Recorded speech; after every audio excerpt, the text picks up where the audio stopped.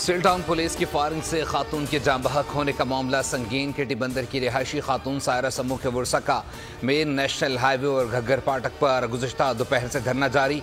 कराची, ठट्ठा, बदीन, हैदराबाद कौमी शाहराह ब्लॉक गाड़ियों की तवील कतारें लग गईं। एहतजाज के बायस नेशनल हाईवे पर ट्रैफिक मुअत्तल, मुतबादिल रास्तों पर मोड़ दिया गया। ठट्ठा से आने वाले ट्रैफिक को पोर्ट कासिम और फिर मेहरान हाईवे की तरफ मोड़ दिया गया।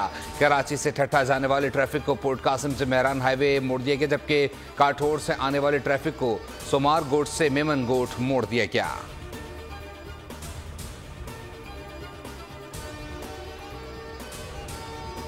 कराची के शहरी होशियार, एक बार फिर गर्मी के मुकाबले के लिए हो जाएं तैयार।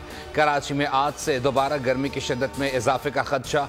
मौसमियात के मुताबिक दर्जा हरारत 37 से 39 डिग्री सेंटीग्रेड रहने की पेशगोई। समंदरी हवाएं 17 किलोमीटर की नाकाफी रफ्तार से चल रही हैं, जिससे शहरियों को हब्स का भी सामना करना पड़ेगा। शुमाल मशरकी एतराफ में आज ठंडर सेल की तश्कील मुमकिन है। शहर कायद में आज शाम या रात के औकात में बूंदाबांदी हो सकती है। मानसून सिस्टम की बारिशों का कल से 10 जुलाई तक होने का इम्कान।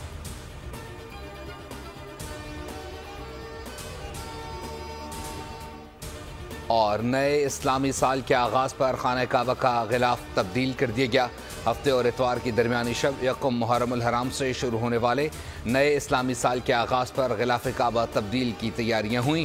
गिलाफ काबा रेशम, सोने और चांदी के तार से सिलाई और कढ़ाई करके तैयार किया जाता है। इस अमल को देखने के लिए बड़ी तादाद में ज़ायरीन मौजूद होते हैं।